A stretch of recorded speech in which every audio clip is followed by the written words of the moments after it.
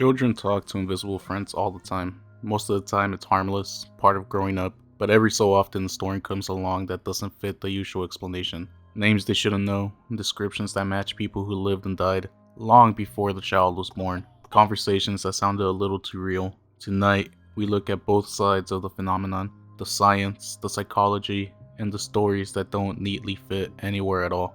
Before we talk about the strange cases, let's start with what we do know, the psychological side. A 2023 peer-reviewed study published in the Journal of Education and Health Promotion found that around 28% of children aged 5 to 12 create imaginary companions. That number isn't small. In fact, it means invisible friends are more common than most people realize. Psychologists typically point to three explanations. First one, the theory of mind development. Children are learning how other people think, feel, and react. An invisible friend becomes someone they can practice social rules with, sharing, apologizing, cooperating. The APA Monitor on Psychology wrote back in 2005 that imaginary friends often appear when children are expanding their ability to understand perspectives outside of their own.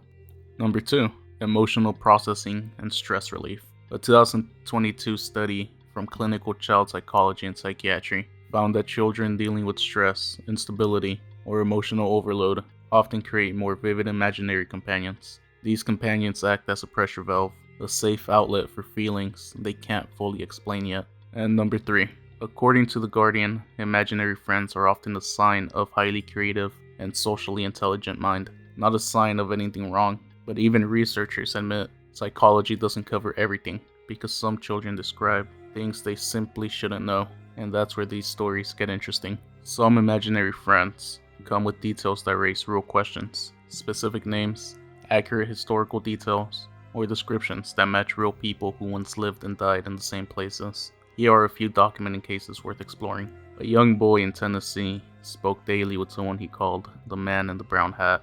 His parents didn't think much of it. Kids imagine things until they found an old family photo album from the previous owners of the home. The boy walked right up to a picture, pointed, and said, "That's him. That's my friend." The man in the photo had died decades before the child was born.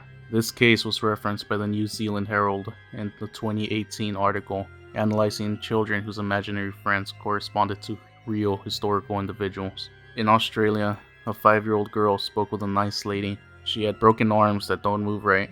Her parents brushed it off. Then came the home renovation. Builders discovered a sealed room containing belongings of a woman who had lived there in the 1940s, including medical documentation confirming she had suffered fractures in both arms. Again, this was reported in that same New Zealand Herald article.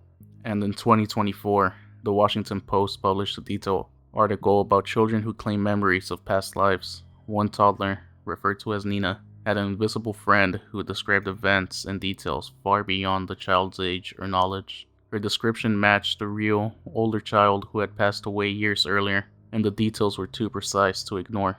And then, there's also this long-running research from the University of Virginia Division of Perceptual Studies, who have studied more than 2,500 children worldwide who recall details of past lives, often through invisible friends. These patterns are consistent. In some cases include verifiable names, addresses, and personal histories. This is one of the most academically documented collections of paranormal-type child experiences. Here's the part researchers, even skeptical ones, openly admit. Children experience the world differently. Their brains are in a state called hyperassociation, meaning they notice patterns, sounds, emotional cues adults filter out.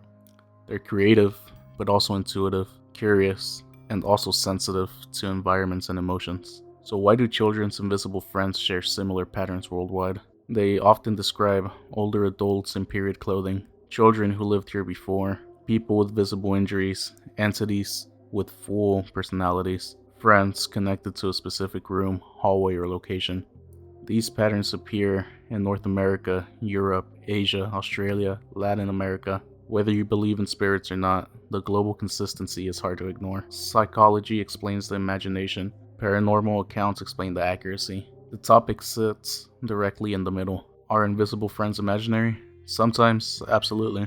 Are they a sign of emotional intelligence and creativity? Yes. But do some cases go beyond imagination? Cases where the details are verifiable, historical, or too precise?